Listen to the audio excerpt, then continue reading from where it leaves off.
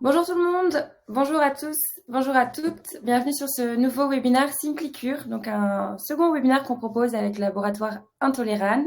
Et on a la chance d'être accompagné à nouveau aujourd'hui d'Anne-Charlotte Jallet. Hello Anne-Charlotte. Bonjour, bonjour tout le monde. Ravie de te retrouver à nouveau aujourd'hui. Donc aujourd'hui, on va parler d'intolérance alimentaire et de FODMAP, donc comment accompagner au mieux vos patients. Pour ceux potentiellement qui ne connaissent pas encore le fonctionnement de Livestorm, à tout moment, pendant la présentation, vous pouvez bien sûr poser des questions. On y répondra à la fin. On garde 15-20 minutes à la fin pour répondre à toutes vos questions. Posez-les dans la rubrique questions qui se trouve en bas à droite. S'il y a des problèmes au niveau plutôt de la plateforme, justement Livestorm, au niveau du son et de l'image, vous pouvez m'écrire dans le chat et j'essaierai de vous aider. Mais pour les questions, essayez de les mettre dans la rubrique questions. Vous pouvez d'ailleurs voter aussi pour les questions qui vous semblent le plus pertinentes dans cette rubrique. Et puis, on commencera par celle-ci sur la fin.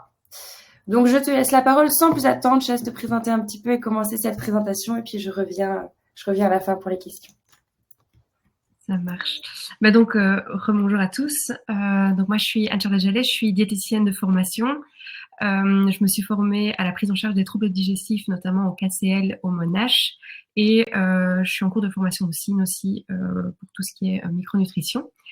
Et je suis passionnée par les troubles digestifs parce que je trouve qu'on a vraiment un intérêt dans nos pratiques et une plus-value pour le patient qui est souvent perdu face à tous ces aliments qui, du jour au lendemain, on lui dit « Ah, bah, vous avez une intolérance, vous devez retirer tout ça ». Ils ne comprennent pas trop. Il y a vraiment beaucoup d'incompréhension et de mélange entre maladie cœliaque, intolérance au gluten, FODMAP, sensibilité au gluten. Et donc voilà, c'est plein de choses où le diététicien, le nutritionniste peut vraiment avoir un intérêt pour aider son patient. Et c'est de ça dont on va parler aujourd'hui. Et je vais vraiment essayer de vous donner un peu, en plus de la présentation, des petits tips pratico-pratiques pour vos patients. Voilà. Alors, hop. On est bon. Est-ce que je sais? Voilà. Donc aujourd'hui, on va vraiment parler des intolérances alimentaires et comment est-ce que les enzymes digestives peuvent venir en soutien dans le cadre de ces consultations-là. Je vais vous expliquer un peu qui est Intoleran, donc qui me permet de venir vous parler aujourd'hui de ce sujet. Et puis on rentrera vraiment dans les intolérances, quels compléments existent, et alors je répondrai à vos questions par la suite.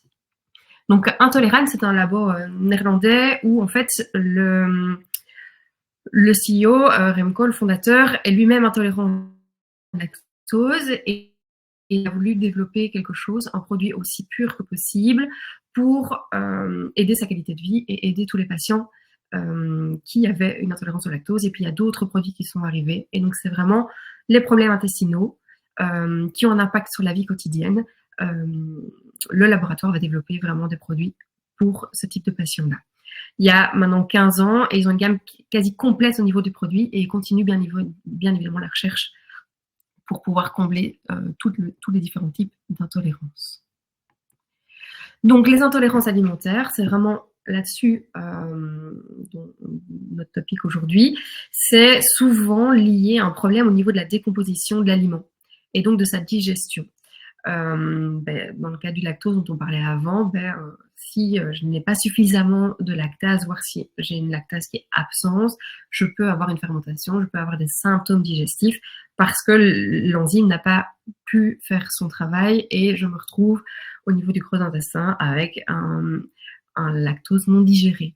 Mais on parle vraiment ici d'intolérance et on ne va pas parler d'allergie alimentaire, qui est la réaction du système immunitaire. Ça, c'est un autre topic. Et bien évidemment, l'enzyme ne va pas interagir là-dessus, vu que dans une allergie, on parle d'une protéine. Ici, on va plutôt être, de manière générale, sur des glucides qui, pour des raisons X ou Y, ne sont pas bien tolérés, ou l'histamine. Mais voilà, on n'est vraiment pas dans le cadre d'une allergie alimentaire. Pour reprendre un peu les chiffres, on parle quand même de environ 45% de la population qui a une intolérance à un ou à plusieurs aliments. Alors, soit ils sont au courant qu'ils ont une intolérance, soit, en fait, ils trouvent ça normal d'avoir des diarrhées ou des ballonnements tous les jours, ou de la constipation, ou des gaz beaucoup plus que les autres. Et ils se sont dit, j'ai toujours eu ça, c'est que c'est normal. Et donc, c'est quelque chose qui, au sein de la consultation, peut toujours être intéressant à poser aussi comme question à vos patients. comment vont leur confort digestif de manière globale, peu importe la raison de la consultation. Les intolérances les plus courantes, on en a déjà parlé, on a le lactose. Ensuite, on va avoir tout ce qui est fructane et galactane, et dans une moindre mesure d'autres intolérances. Et ce qui est assez particulier, c'est que tout le monde ne va pas souffrir de la même manière de ces intolérances. Donc certains vont vraiment avoir une qualité de vie complètement désastreuse avec ces symptômes. Moi, j'ai des patients qui me disent qu'ils n'osent plus aller au restaurant, ils n'osent plus sortir de chez eux, ils vont vraiment attendre d'avoir été aux toilettes avant d'oser aller faire une petite balade. Enfin, c'est vraiment des choses qui vont altérer leur qualité de vie. Et il y a certains patients qui, eux, sont habitués et c'est moins contraignant pour eux. Mais c'est des symptômes qui vont être imprécis et qui ne vont pas être les mêmes pour un patient A, un patient B et un patient C. Et alors, on a le combo du syndrome de l'intestin irritable, où là, on peut avoir une ou plusieurs intolérances qui vont être présentes, et donc ça se diagnostique de plus en plus. C'est beaucoup de patients chez qui, à l'époque, on disait « Oh, vous êtes stressé, calmez-vous, ça ira mieux », parce qu'au point de vue clinique, on n'a rien dans les examens gastro, mais ils ont des symptômes. Et donc ça, c'est vraiment toutes des choses qui évoluent, qui sont maintenant evidence-based, et sur lesquelles on va pouvoir discuter et agir aussi au niveau de l'alimentation et au niveau des enzymes. Ces fameux FODMAP qui sont responsables dans notre syndrome de l'intestin irritable, ce sont des glucides complexes, oligosaccharides, disaccharides, monosaccharides et polyols, qui pour une raison X ou Y, donc au niveau étiologie de la maladie et pourquoi est-ce que c'est présent, on ne sait toujours pas l'expliquer. On a un peu plein de pistes, mais on ne sait pas la raison vraiment principale du déclenchement de ces symptômes. Et ces FODMAP vont être difficiles à digérer pour les patients. Donc, qu'est-ce qui se passe? En fait, ils vont du coup passer au niveau du tractus digestif et nos bactéries vont s'en réjouir, vont venir dégrader une partie de ces FODMAP où il y a plein de choses et on peut se retrouver avec des ballonnements, une distension, flatulence, diarrhée, constipation. Il y a certains patients qui vont aussi avoir un peu de reflux gastro-œsophagien et donc on va se retrouver avec un tableau de symptômes assez conséquent.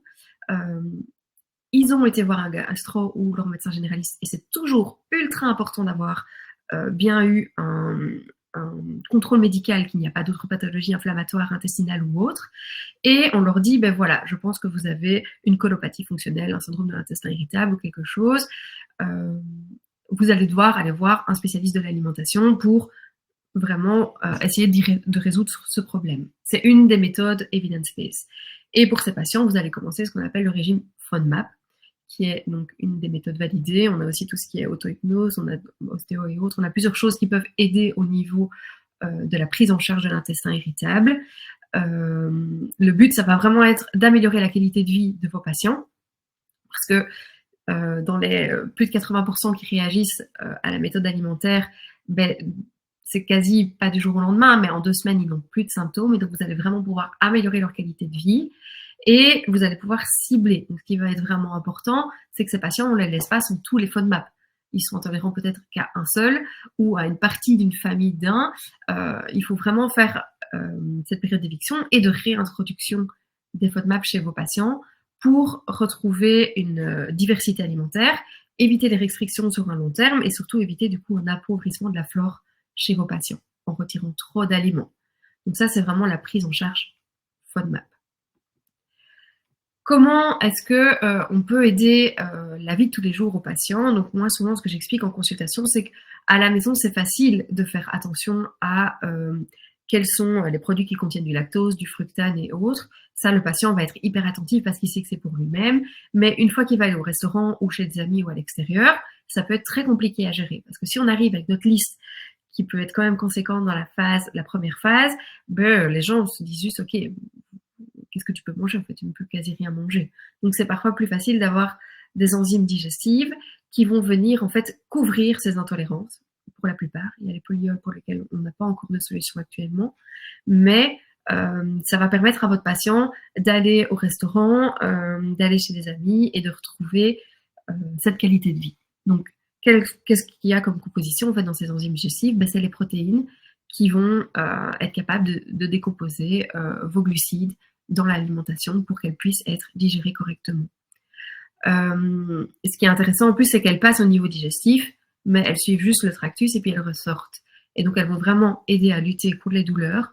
Elles sont qui sont liées aux intolérances alimentaires et au syndrome de l'intestin irritable et n'ont pas d'effet secondaire. Ça, c'est vraiment la plus-value des enzymes digestives. Comment est-ce qu'on identifie ces intolérances alimentaires? On a déjà parlé un peu des symptômes et du fait qu'au niveau clinique, on ne voit rien, mais c'est vraiment un tableau qu'on peut retrouver au niveau des critères de Rome 4 ou autres, où on a des douleurs abdominales, des ballonnements, constipation, des crampes, des flatulences. Et on va vraiment utiliser ce tableau pour voir si par la suite j'ai une amélioration, oui ou non, de mes symptômes. Parce que vu que le diagnostic se fait sur ces symptômes, l'important sera qu'après, on refasse un tableau pour voir entre 1 et 10 quelles sont les douleurs abdominales de mon patient, quelles sont ses sensations de ballonnement, etc. et voir comment ça a pu évoluer, s'améliorer. Alors, rentrons dans le vif du sujet. On va voir ici les différentes intolérances alimentaires qui peuvent être couvertes par des enzymes digestives. Et donc la première, c'est l'intolérance au lactose, qui permet de décomposer donc le lactose en glucose et galactose. C'est notre enzyme lactase qui est déficiente. On va avoir un processus de fermentation au niveau du gros intestin, et on sait qu'on peut avoir 2 tiers de la population avec certaines prédispositions plus importantes dans d'autres latitudes, mais quand même 25% de la population européenne qui peut présenter une intolérance au lactose. Donc, où est-ce qu'on retrouve le lactose? Principalement dans les produits laitiers, le lait notamment, et surtout le lait en poudre qui contient jusqu'à 10 fois plus de lactose. Le fromage, les biscuits, tartes, crème glacée, milkshake, etc. Donc, ce qui est quand même important à savoir au niveau du lactose, c'est qu'on sait au niveau des analyses et des méta-analyses là-dessus qu'environ 5 grammes de lactose va être toléré même chez un intolérant faible. Et certaines méta-analyses vont jusqu'à 12 grammes. Mais là où on va vraiment pouvoir éduquer le patient, c'est sur tout ce qui est produits industriels, donc avec du lait en poudre, les crèmes, etc., qui en contiennent beaucoup plus. Mais il est certain que tout ce qui est plus dur que de la mozzarella, tous les fromages à pâte dure et autres, vont pouvoir être pris dans une intolérance au lactose. Ce qui n'est pas du tout le cas dans une allergie à la protéine de laitage, bien évidemment. Mais donc, ça va être travailler sur quels sont les aliments qui contiennent peu de lactose et que je peux utiliser. Et quand j'ai besoin d'une solution, parce que je vais au restaurant ou parce que votre enfant va en vacances ou que sais-je, on a tous les produits à base de lactase. Alors, chez Intoléral, ils en ont 3. Donc, on a la 20 000, la 10 000 et la 2500 qui est vraiment de la lactase pure à ce moment-là. Et ce qu'on conseille, c'est de commencer par la plus haute dose pendant un repas et voir si ça suffit à couvrir le repas. Ça active, donc on les prend au début du repas et ça active entre 30 et 45 minutes. Et si on voit que ça suffit, la fois suivante, on peut essayer de prendre une demi-dose et voir si ça suffisait ou pas pour notre patient. Et ça va vraiment permettre de prendre l'équivalent de un verre, 2 verres de lait en fonction de la quantité de lactase que vous donnez à vos patients. Et ce qui est intéressant, c'est que les produits sont végétariens et conviennent aux enfants de plus de 2 ans. Ça, c'est la lactase classique. À côté de ça, on va avoir la lactase drop. Donc là, c'est de la lactase liquide que vous allez pouvoir mettre dans votre lait, dans votre crème ou dans une crème anglaise, par exemple. Et au bout de 24 heures, la lactase a agi et vous avez du lait délactosé. Donc, moi, j'utilise ça pour mes patients qui me disent qu'ils n'aiment pas le lait sans lactose quand ils vont l'acheter en grande surface et que ça les embête d'ouvrir une bouteille différente pour eux parce qu'elles sont souvent plus chères. Ils peuvent délactoser le lait et comme ça, tout le monde a un lait délactosé, soit pour faire des préparations, soit pour consommer au quotidien. Attention que ça ne fonctionne pas sur les produits, les aliments acides. Et donc, c'est vraiment pour le lait et la crème, mais pas pour les produits laitiers ou yaourts. Vous avez ici, et ça, vous pouvez les retrouver dans Simplicure, vous avez le nombre de gouttes qu'il faut mettre. Donc, vous voyez qu'avec 5 gouttes, donc le petit flacon permet quand même d'avoir une certaine quantité de produits là derrière. Ensuite, il reste un dernier produit par rapport à la lactase. Ils ont aussi développé un probiotique qui permet de produire en fait la lactase et donc d'activer la production de lactase. Là, ça peut être intéressant quand votre patient part en vacances ou votre enfant, l'enfant part en camp. On fait une période d'adaptation de 5 à 14 jours Et à ce moment-là, on doit en prendre une capsule par jour tant qu'on continue à la prendre. Et ça permet de couvrir à ce moment-là les besoins en lactase pour nos patients à partir de 4 ans. Ici, vous retrouvez un petit organigramme qui, en fonction de l'âge, permet de savoir quelle est la lactase la plus intéressante pour vous. Et ça, vous pourrez l'obtenir en posant la question si jamais c'est une piqûre. On peut vous envoyer le folder pour que vous ayez toutes les infos là-dessus. Alors, ensuite, deuxième intolérance, l'intolérance au fructose. Donc, le fructose qui est un monosaccharide qui, normalement, par diffusion passive, va passer au niveau des glutins qui peuvent faire défaut. Et ça peut à ce moment-là faire monter au niveau intestinal, mais il peut également s'associer au glucose et passer via le transporteur GLUT2. Et là, il faut avoir un ratio 1 fructose pour 1 glucose.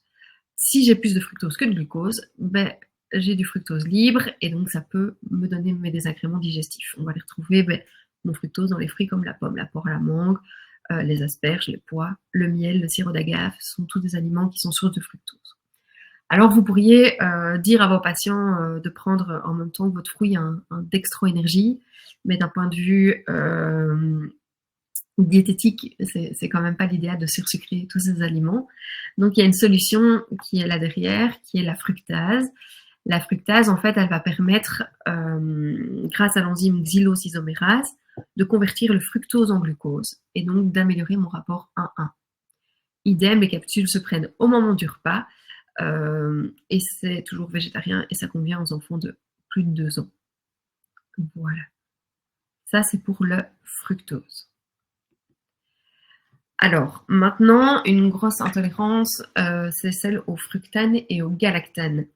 Donc, le fructane et le galactane, c'est des oligosaccharides qui sont généralement directement transportés dans le gros intestin. Donc, on n'a pas une enzyme présente dans le corps pour se charger de cette décomposition. Mais de manière générale, on ne va pas en souffrir. Par contre, les patients qui ont une intolérance, eux, les symptômes vont être beaucoup plus conséquents pour eux. Si je prends un exemple, vous buvez 3 bols de soupe à l'oignon, que vous soyez intolérant ou non au fructane et galactane, vous allez peut-être avoir quelques petits soucis de gaz et de petits soucis digestifs.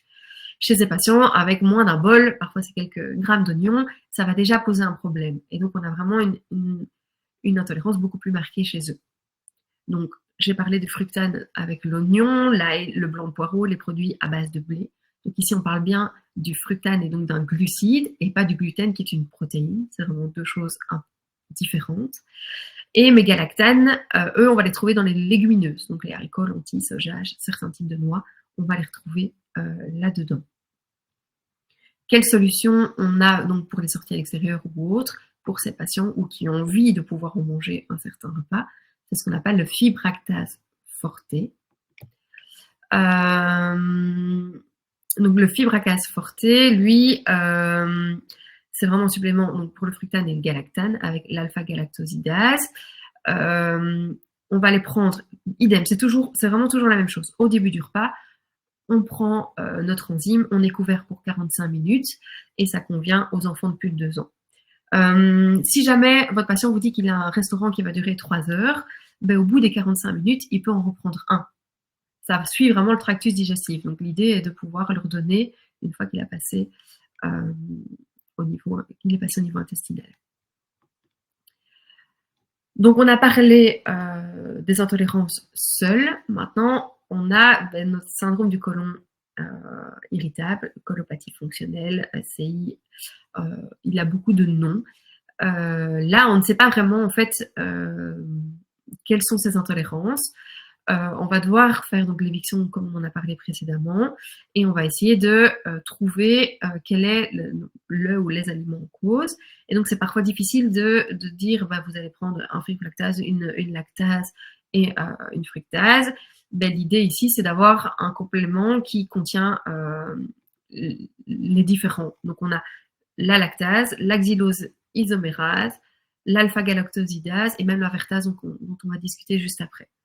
Et donc ça va permettre, dans le cas d'un repas qui contient un peu de tout, vous avez une fondue au fromage avec de la crème qui a été rajoutée dedans, une glace en dessert, une glace à la mangue avec des morceaux frais de mangue et un thé au miel, ben voilà, ça peut être une bonne solution de donner un quatraz au patient. Ça le couvre sur les 4 enzymes, toujours à prendre au moment du repas et elle convient également aux enfants. Il y a la quatraz classique, donc ma quatraz forte. Quand est-ce que je peux du coup l'utiliser? Dans les intolérances multiples, donc, comme j'en ai parlé, intestin irritable, plainte intestinale non identifiée. On va voir par la suite qu'il y a plusieurs choses qui peuvent donner ces plaintes intestinales, mais ça peut y revenir. Troubles intestinaux liés au sport. Voilà, on sait que quand on a un sport intense au niveau digestif, la digestion est moins bonne vu qu'on va privilégier l'afflux sanguin vers les muscles. Dans certains cas, post-chirurgie baria, pendant les vacances ou lors d'un repas au restaurant. Ici, vous avez vraiment un retour vraiment pour vos produits FODMAP avec comment est-ce qu'on peut l'utiliser et qu'est-ce qu'on peut faire.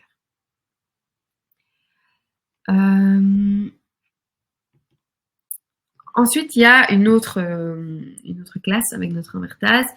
On a certains patients, mais ça c'est diagnostiqué bien souvent chez les enfants dans le cas de la déficience congénitale en saccharose isomaltase ou lors d'une intolérance à l'amidon ou au saccharose. Les enzymes, là, ça va vraiment être pour venir décomposer mon saccharose et ou l'amidon. Dans le cas de la maladie dont je parlais, le déficit congénital en saccharose isomaltose, là, c'est souvent la diversification alimentaire où ça va être diagnostiqué parce que une fois qu'on passe du lait vers des aliments qui contiennent de l'amidon et ou saccharose, on va avoir des symptômes digestifs conséquents et on peut même avoir une déviation au niveau de la courbe de croissance. Et pour eux, il y a un produit qui a été donc mis sur le marché, Startray, donc qui permet vraiment d'être une supplémentation. Donc c'est l'invertase et du glucoamylase qui va permettre de décomposer soit le saccharose et l'amidon. Idem, ça va être pris pendant les repas, au maximum 15 par jour, et ça convient aux enfants de plus de 2 ans. Les capsules peuvent bien évidemment être ouvertes.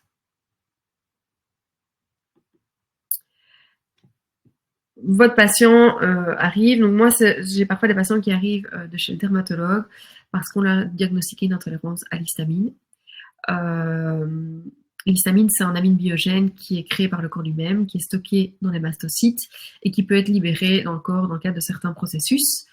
On va en retrouver également dans les aliments, tels que tout ce qui est poisson, produits fermentés, vieux fromage, alcool.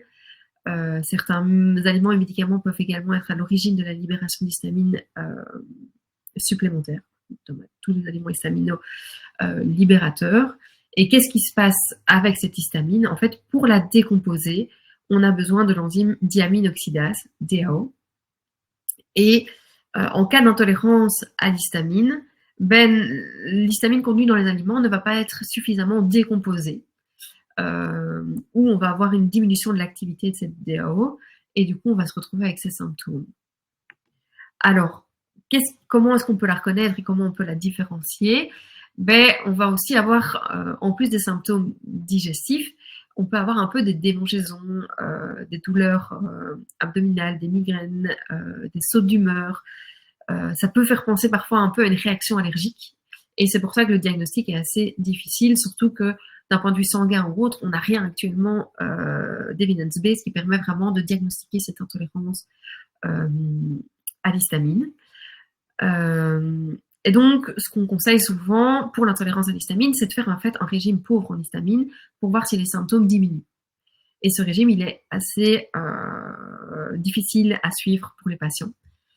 Je vois ça va très vite. Je vais diminuer un peu mon flow. Donc l'histamine, son diagnostic est assez difficile. On va vraiment essayer de faire 2-3 semaines d'éviction d'aliments qui sont riches et voir si les symptômes, oui ou non, diminuent. Comment ça se passe? En complément, en plus, on peut retrouver mon enzyme que je peux donner à mes patients. Et ça, en fait, ça permet en fait de voir si c'est une autre possibilité. Soit il fait le régime pauvre en histamine, et s'il a un repas une fois qui ne convient pas, ou s'il veut plutôt tester avec l'enzyme, il verra si ces symptômes au bout d'une semaine ou deux en fait vont mieux. Donc on a deux types de DAO. On a la mini qui a juste l'enzyme diaminoxydase, et on a le DAO+, qui lui en plus contient de la vitamine C et de la quercétine. En fait, ça va permettre d'augmenter l'activité avec la vitamine C et la quercétine, d'augmenter l'activité de la DAO, et donc réduire davantage les niveaux d'histamine au niveau de l'organisme. Et la DAO, elle va décomposer l'histamine pour qu'elle puisse pénétrer par la suite et être éliminée dans notre alimentation. Donc, conseil, on va d'abord diminuer, on va prendre la DAO+, la plus efficace, et par la suite, on verra si la DAO mini suffit. Attention, c'est la seule qui est non végétarienne, donc elle contient de l'extrait de porc. Et elle convient aux enfants à partir de 4 ans. Donc ici, c'est différent au niveau du mécanisme d'action. On va toujours la prendre au repas, mais avec 3 par jour, on est couvert, matin, midi, soir, parce que l'efficacité est de 3-4 heures. Donc on en prend beaucoup moins que ce qu'on pourrait prendre avec une lactase ou un autre produit. Une autre alternative, c'est la cosidase, qui contient en fait les éléments qui vont être nécessaires pour produire cette DAO, et qui va permettre donc de réduire les niveaux globaux d'histamine dans l'organisme. Donc elle va contenir du cuivre, du zinc, de la vitamine C, de la B6, pardon. Ici, on va prendre une capsule 2 fois par jour en continu. C'est un peu le remède d'entretien. Donc, entre les prises de DAO plus ou DAO mini, ou pour justement un végétarien, même végétalien, il peut prendre la cosidase, 2 comprimés par jour, et ça va lui permettre d'améliorer la production de l'enzyme DAO. Ça, c'est des différents produits qui nous permettent vraiment de travailler sur l'intolérance à l'histamine, qui, je le répète, est assez compliquée à diagnostiquer. Donc, si je reprends l'organigramme et que je fais celui-ci en complet, donc ça, vous en avez un pour chaque enzyme et vous pourrez les retrouver ou les demander à Simplicure. Est-ce qu'on vous a diagnostiqué une intolérance à l'histamine? Oui ou non? Non, vous pouvez tester en fait le DAO+, de le prendre 3 fois par jour pendant 1 à 2 semaines et voir si on a une diminution des troubles, oui ou non. Si on a une diminution, ça peut faire effectivement penser à l'intolérance à l'histamine. Si elle a été diagnostiquée en fonction de l'âge, en dessous de 4 ans, on n'a rien. Et à partir de 4 ans, pour le non-végétarien, on a le DAO+, ou le DAO mini. Et pour les végétaliens, on a la cosidase qui peut être une solution à proposer à vos patients. Voilà, ça fait... ici, on a vraiment vu quelques problèmes intestinaux clés, quelques intolérances alimentaires clés qui peuvent avoir vraiment un impact important sur la vie du patient. Donc, ce que je rappellerai ici, c'est que donc le plus important, c'est vraiment de faire une belle anamnèse alimentaire de vos patients, ce qui va permettre d'abord en fait de cibler si on n'est pas plutôt dans des aliments trop gras, trop sucrés, trop épicés, et qu'on n'est pas dans une intolérance alimentaire, on est plutôt sur une colite. Ensuite, on regarde un peu en fonction de son alimentation si on trouve des aliments clés. Le pain qui est pris tous les matins, est-ce qu'en fait je ne le changerai pas par un pain au levain où je sais que là j'ai beaucoup moins de fructane, voir si déjà ça améliore la qualité de vie de mon patient ou non.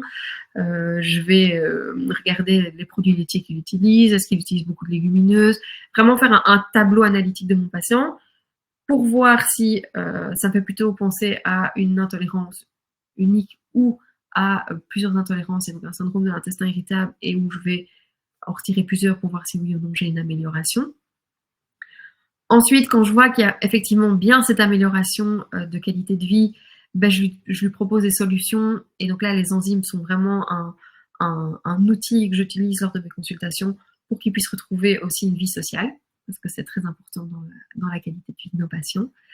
Et on réintroduit pour essayer de limiter un maximum les restrictions alimentaires.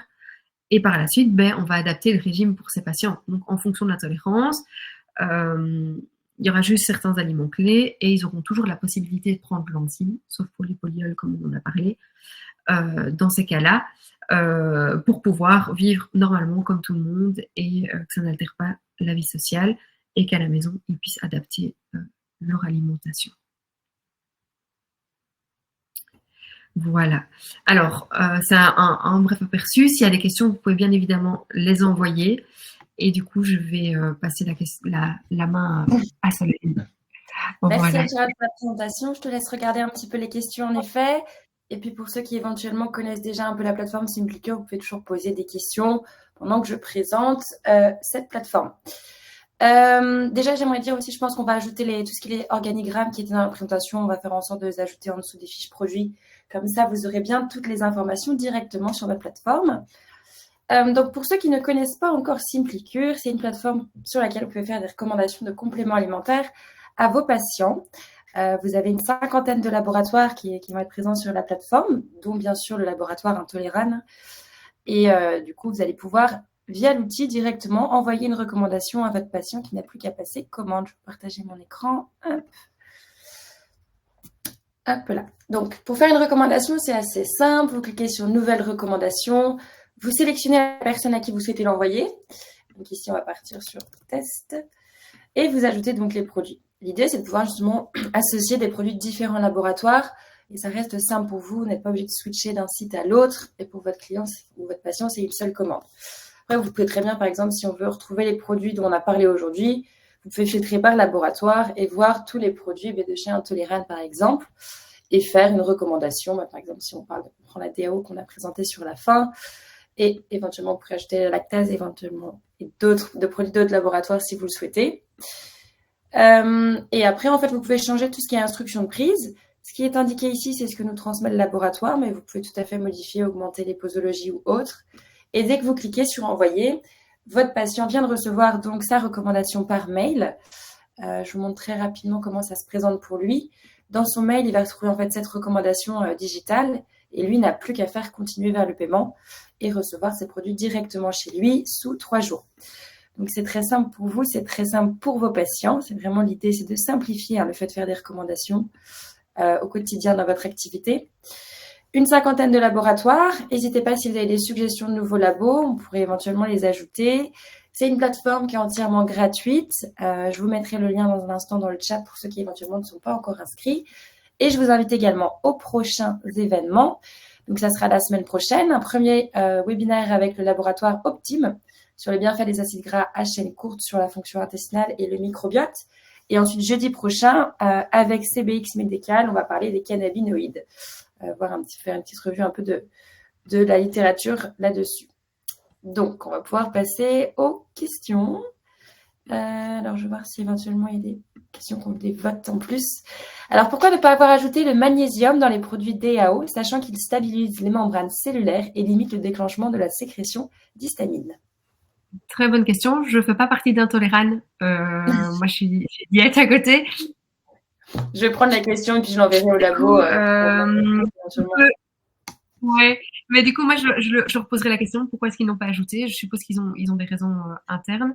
Mais effectivement, ça aurait pu être bien d'avoir du magnésium dans les produits au niveau des DAO. C'est une bonne question. Moi, je ne me l'étais pas posée, donc je vais demander. Je sais aussi pourquoi c'est pas.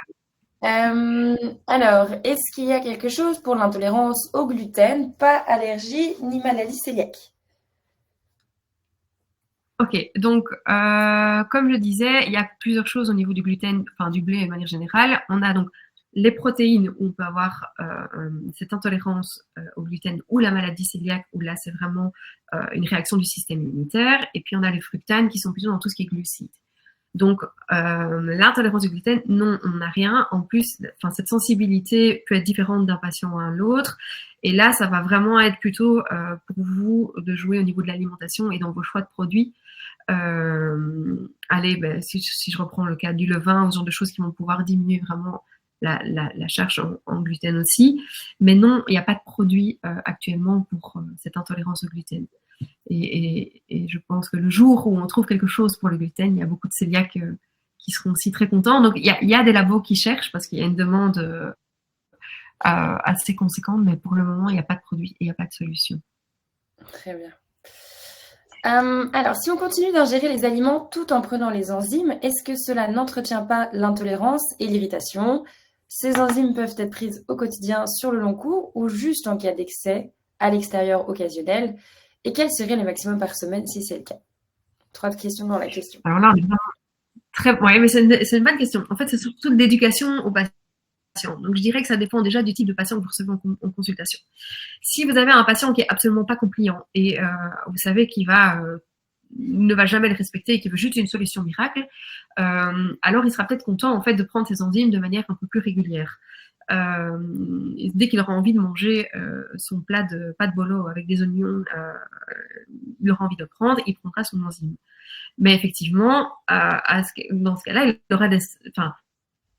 il aura moins de symptômes, mais l'enzyme vient combler. Donc c'est plutôt une raison qui peut être un peu pécuniaire aussi pour le patient. Mais moi, je le propose surtout comme une solution au patient, parce qu'à la maison, c'est facile de changer ses repas et de s'adapter. À l'extérieur, c'est plus compliqué. Donc moi, je le présente comme ça, ou en cas d'envie du patient, comme celui dont on vient de parler. Un maximum par semaine, on sait qu'on peut aller jusqu'à 10 par jour, donc ça fait on peut aller, effectivement, il n'y a pas de limite, il n'y a pas d'effet secondaire à prendre ces produits. Comme je vous ai dit, quand vous les prenez, c'est au niveau digestif, ça suit le tractus digestif, ça passe pas au niveau sanguin, et hop, ça ressort. Donc, c'est vraiment plutôt, d'un point de vue déontologique, prendre 10 gélules par jour, c'est pas très gai au niveau de la compliance pour le patient, et c'est plutôt de l'éduquer, parce qu'il y a des solutions et il y a plein de choses qui existent pour garder le goût des aliments et ne pas être tout le temps sous des compléments. Mais c'est possible. En tout cas, il n'y a pas d'effet secondaire en plus. Très bien. Donc, c'est ça. Donc, l'intolérance, en fait, ça permet au patient de se connaître, de savoir quand oui ou non il a besoin de ses enzymes. Donc, ça, c'est hyper important.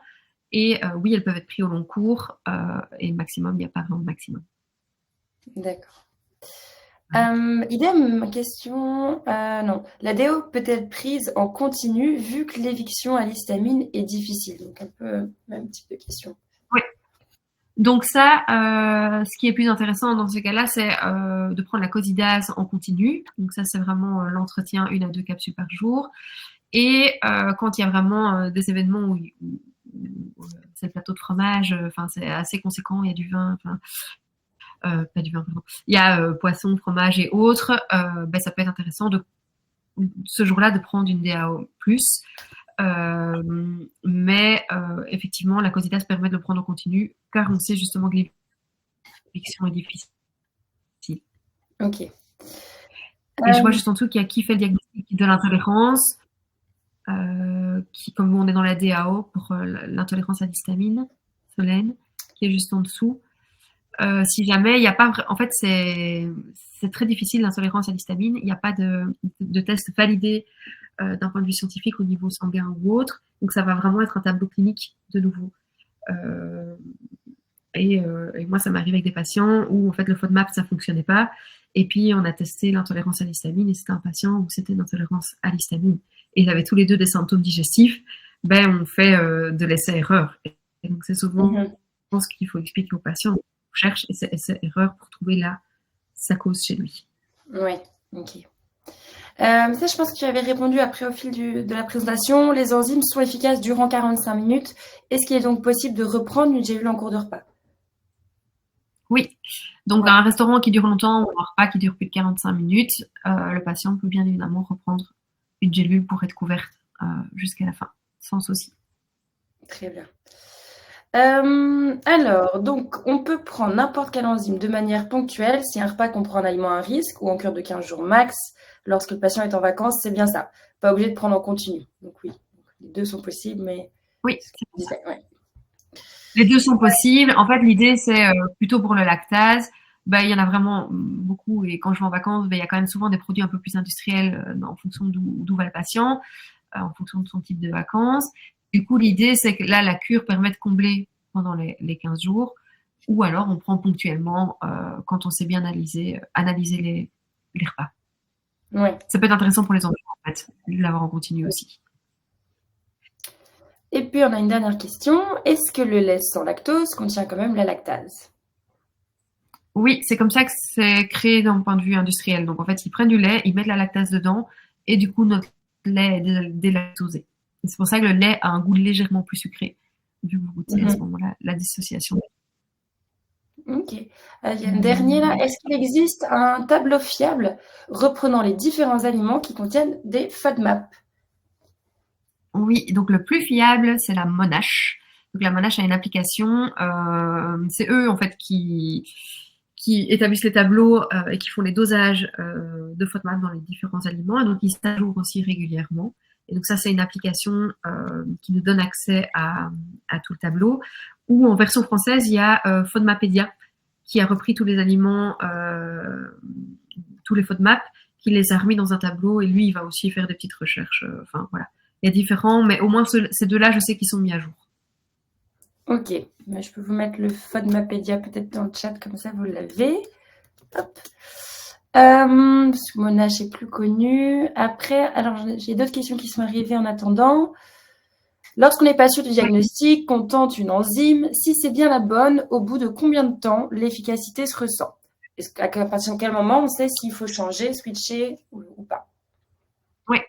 En fait, étant donné que ça se met au moment du repas et que les symptômes peuvent être très rapides dans les 3-4 heures avec une intolérance au lactose, mais peuvent prendre jusqu'à 72 heures dans le cas d'un FODMAP un peu plus complet en fonction des repas, ce sera quand même sur les 2 jours. Donc si en prenant l'enzyme, votre patient n'a pas de symptômes pendant 48 heures et que tout va bien, c'est qu'elle est efficace et que effectivement il y a bien ce diagnostic qui est posé.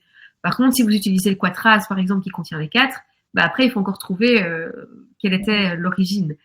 Et je remettrai même un petit point, si je prends le fructane, en fait, le fructane, quand on fait les analyses et quand on fait la réintroduction, on va tester différentes choses. Donc, on va tester le fructane des céréales via les pâtes, par exemple les pâtes cuites, mais on va aussi tester le fructane des oignons, le fructane de l'ail et le fructane des fruits et légumes, parce qu'en fait, les taux ne sont pas les mêmes, et donc le patient n'est pas potentiellement intolérant à tous les types de fructane. Et donc, c'est quand même important par la suite de repasser au niveau alimentaire pour cibler vraiment l'intolérance du patient. Mmh. Ok.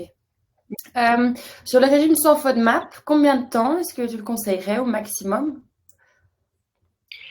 Ça dépend. Donc, je sais qu'ils vont jusqu'à 3-4 semaines en pauvre en FODMAP, et puis après ils font la réintroduction. Moi, je le fais jamais aussi long. Je reste à 2 semaines parce que j'ai vraiment peur d'appauvrir en fait la flore des patients. Donc je fais 2 semaines d'éviction et puis je commence la réintroduction qui peut déjà prendre jusqu'à 6 semaines. Et où on est encore du pauvre en FODMAP avec une réintroduction progressive des aliments. J'ai eu en consultation une patiente qui est restée 2 ans en pauvre en FODMAP. On lui a jamais dit qu'il fallait les réintroduire. C'était une Italienne, je vous dis même pas le plus beau jour de sa vie quand on s'est rendu compte que les fructanes en fait des céréales passaient et qu'elle pouvait remanger des pâtes. Donc voilà. Et chez elle, on a mis un bon probiotique pour refaire toute la flore parce que elle se sentait pas bien, mais c'était dû aussi en fait une flore appauvrie, dû au régime trop longtemps et trop strict, quoi. Donc si on prend tout ensemble, on peut aller jusqu'à 10 semaines, 10-12 semaines, mais ça ne doit pas durer plus longtemps, quoi. Ok. Alors, est-ce qu'on avait d'autres questions qui sont arrivées? J'ai l'impression qu'on a fait un peu le tour. Tac. Alors, une intolérance à l'histamine peut être associée à une intolérance aux oxalates. Dans ce cas, la vitamine C, plus de 1 gramme, n'est pas conseillée. Attention, DAO avec vitamine C. Oui. Voilà ce que quelqu'un me dit. Oui, et c'est ce qui était remis dans les slides en fonction des intolérances associées qu'on peut avoir par rapport à l'histamine. À ce moment-là, la DAO mini, elle ne contient vraiment que l'enzyme et pas la vitamine C en plus. Ok. Ouais, très bonne réponse, Patricia. Mais voilà, je pense qu'on a fait un petit peu le tour. Merci d'avoir répondu à toutes ces questions, en tout cas. Je vous ai mis dans le chat, du coup, le je vais y arriver, FODMAPédia. Ouais. Il n'est pas facile à dire. Quelle est la stratégie de réintroduction? Oui. Est-ce que c'est 1 jour par semaine, etc.? Est-ce qu'il y a quelque chose à suivre un peu? Oui. Donc, en fait, au niveau du Monash, leur stratégie, c'est de prendre donc les différentes familles, chaque fois une seule famille à la fois, et on reste en pauvre en FODMAP pendant toute la période de réintroduction. Et l'idée, ça va être de réintroduire un aliment en 3 jours, en 3 quantités. Donc une quantité la plus faible. Le patient voit si dans les 24 heures, il a oui ou non des symptômes. Deuxième quantité qui est doublée. Et puis troisième quantité. Bien évidemment, dès que le patient a des symptômes, il arrête et il ne prend pas la dose supérieure. Et il note bien dans un carnet comment ça s'est passé. On commence par les familles qui contiennent un seul FODMAP clé. Et puis on termine par les familles qui peuvent en contenir 2. Donc certaines qui peuvent contenir par exemple du sorbitol et du fructose. Ben, ces aliments-là, on va les laisser pour la fin. Ou galactane et fructane en même temps. Même chose, ça c'est les dernières familles qu'on va tester. Ils font leurs 3 jours de test et puis ils attendent au moins 48 heures, voire 72 s'ils ont eu des symptômes ou le fait qu'il n'y ait plus de symptômes, et puis ils passent à la famille suivante. Okay. Chez certains patients, pour la compliance, c'est très compliqué. Ce qui est arrivé de faire avec ces patients-là, c'est de tester directement en fait la grosse dose. Donc ça veut dire que s'ils ont des symptômes, ben, ils ont mal, mais au moins ça permet d'être plus rapide au niveau de la réintroduction. Donc ils prennent la grosse dose et puis ils attendent 3 jours, et puis on passe à l'aliment suivant. Donc ça permet de rétrécir en fait la période de réintroduction. Oui, ok. Écoute, merci. Merci à tous aussi d'avoir été présents sur ce temps du midi. Je vais faire la demande à Intolerance, je pense, pour récupérer les organigrammes et pouvoir les ajouter sur les fiches produits à chaque fois pour savoir quel produit est utilisé dans quelle situation. Comme ça, vous aurez tout ça directement sur Simplicure au niveau du catalogue. Mais je te remercie encore, Anne-Charlotte, pour cette présentation. Toujours un plaisir. Merci. Et vous aurez bien sûr de toute façon... S'il y a des questions, mais voilà, il y a l'adresse mail, vous savez les envoyer. Et je prendrai le temps de répondre, ou on peut une fois, si vous avez une question, vous me contactez et moi j'essaie de répondre. Merci pour ça. Et on vous partage le replay donc dans l'après-midi. Donc voilà, s'il faut revoir certaines choses sur les slides, sur la présentation, vous pourrez avoir tout ça de toute façon en replay. Donc merci à tous. À bientôt Anne-Charlotte. Et puis bon après-midi à tout le monde. Bonne journée.